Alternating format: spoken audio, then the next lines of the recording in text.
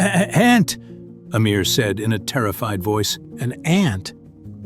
Where's the ant? And why be scared of an ant? Fayyaz asked in surprise. I just saw it come out of this door, Aamir said nervously. What's so strange about that? So it came out of the door, big deal.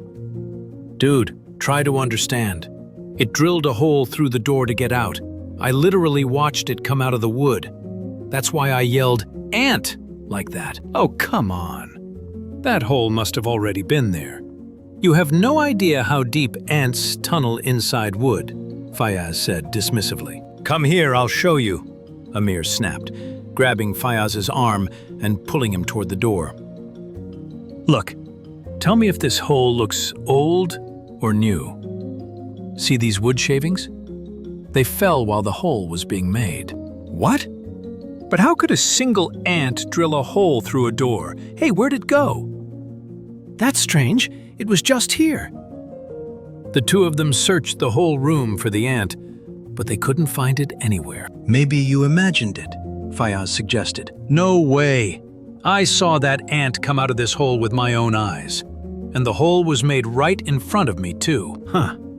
Then where did the ant go? It didn't suddenly grow wings, did it?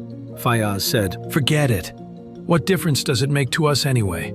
Come on, let's go to breakfast. Mom must be getting upset by now. The two boys were brothers, sons of Seth Shaukat Shari. Shaukat Shari was the wealthiest man in the city. He was famous for his riches and had strong connections with very influential people. He owned several large textile factories, and no other factory in the entire country could produce cloth that could compete with his. Because of this, his business was growing rapidly. When the two brothers reached the breakfast table, their mother glared at them. It's 8:02. You're supposed to be at the table exactly at 8 o'clock. Why are you 2 minutes late? Well, Mom, the ant... Me? An ant? What nonsense is this? She snapped. What's going on, Begum? Why are you shouting? What have they done now? Their father asked. They arrived at the breakfast table a full 2 minutes late. And on top of that, they're calling me an ant, she said angrily. What? What am I hearing? Aamir, Fayyaz, since when did you two become so rude? Mom misunderstood, Father. We didn't call her an ant. How could we even think of it? Even you couldn't dare call her an ant, Fayyaz said nervously. And how did I get dragged into this? Their father demanded, glaring at them. Oh, that was just a slip of the tongue, Fayyaz muttered. He's lying. Aamir called me an ant, their mother shouted. No, Mom, you misunderstood. We actually saw an ant in the room. How is that possible? An ant in our house? It's impossible for any fly, mosquito, or ant to enter here. Maybe you don't know about the advanced systems I had installed. With those in place, no insect can get inside. Oh, really? We honestly didn't know that, Father, Aamir said. You two are useless. When you never see a single fly, mosquito, or ant in the house, did it never occur to you to wonder why? Maybe we just didn't feel the need to think about it, Fayyaz replied. There you go again. Useless. Wait, what did you just say? You saw an ant in this house? Yes, I definitely saw it, Aamir insisted. Impossible. You must have dreamed it. No, sir. You can ask Fayyaz, Aamir said. Well, Fayyaz? Only Aamir saw the ant, Father. He said, all terrified, ant. And then he told me something strange, that the ant drilled a hole through the door to get inside. How could that be? Come on, show me the hole. Oh, really? You're going to listen to their nonsense too? Eat breakfast first, Begum Shaukat complained. No, Begum. Breakfast can wait. It's a holiday anyway. Being late today won't matter. But it ruins habits.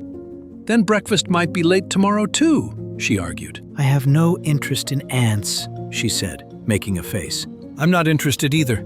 I just want to see that hole, Shaukat replied. It's strange. Where did that ant go? We looked for it afterward, but we couldn't find it anywhere. Hey, look at that. There's a hole in this door too, Aamir shouted. They rushed forward at the same time and bumped into each other. Then they leaned in to examine the hole closely. Incredible! This ant is running us in circles. If there's a hole in this door, then it must be on the other side now. Come on, let's check the other side of the door. They stepped into the courtyard. The hole was there as well. They peered straight through it, but there was no sign of the ant. The ant isn't here, Fayyaz said. I think now we should search the entire house for it, Aamir suggested. Yes, you're right, said Seth Shaukat. You people are unbelievable, running around after a single ant while breakfast is getting cold, Begum said as she walked over to them. It doesn't matter, Begum. Breakfast can be reheated. I won't be at peace until I see this ant for myself, Shaukat insisted. So they began searching the whole house. Aamir even grabbed a magnifying glass and kept scanning every corner with it. Suddenly, he let out another scream. I saw it! It went into your cupboard. It slammed into the cupboard door at full speed, and then a hole appeared right there. The ant disappeared, so that means it's inside your cupboard now. My cupboard? Shaukat stammered. Look at this hole. Here, use the magnifying glass, Aamir said. Shaukat took the magnifying glass and examined the hole. Through the lens, it looked quite large, but the ant was nowhere inside. Panicking, he unlocked the cupboard and flung the door open. The hole was visible on the inside as well. He quickly darted his eyes around, searching for the ant. Inside, the files were all neatly arranged. We overlooked one important detail, Shaukat said. And what's that? Both boys asked at once. This cupboard is made from a special type of steel. Right. We kept thinking it was wood, Fayyaz said. No. It's painted in such a way that even up close it looks exactly like wood. Only I knew it was made of extremely strong steel. I had it custom built to protect these files. They contain my business secrets. If they ever fell into the hands of a rival, my entire business could collapse. Oh! Both boys gasped together. But father, the ant isn't here anywhere, Aamir said. It might be hiding inside one of the files. But the real question is, how did it drill through steel? He muttered. I think we should call the police, Fayyaz said nervously. For an ant? Aamir asked in disbelief. This isn't an ordinary ant. It drilled through steel, and it did it in the blink of an eye. This is definitely strange, said Shaukat. But we're not going to make fools of ourselves by calling the police just yet. Oh God, what am I seeing? Aamir said, his voice shaking. What happened? The files. They've started burning from one side. Oh God, run, get water, he shouted. They rushed off and came back with a bucket of water. But father, the files will be completely ruined if we do that, Aamir said. No, the writing won't be damaged. They're microfilms, Shaukat replied, and he began pouring water over the files. But the very next moment was even more shocking. As soon as the water touched the flames, the fire flared up violently, as if they had poured oil on it instead of water. Did you bring water in that bucket, or oil? Shaukat demanded. Sir, how could there be oil in the bathroom? Aamir cried in panic. Oh my lord. What is this? What's happening? Shaukat exclaimed. Now what do you think about calling the police? Fayyaz asked. Even if we do, what good will it do?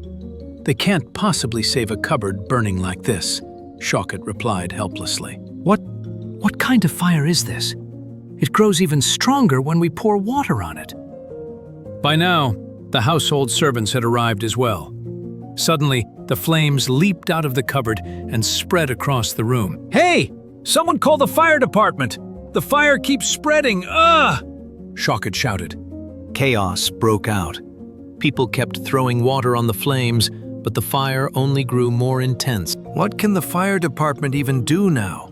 Shaukat said despairingly, wringing his hands. A servant made the call.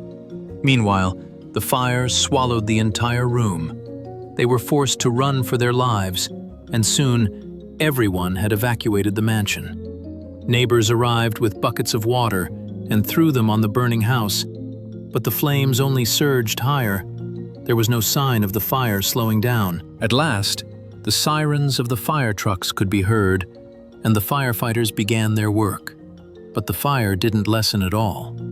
Within minutes, the entire mansion was engulfed in flames. Shaukat and his family stood frozen, watching everything burn before their eyes.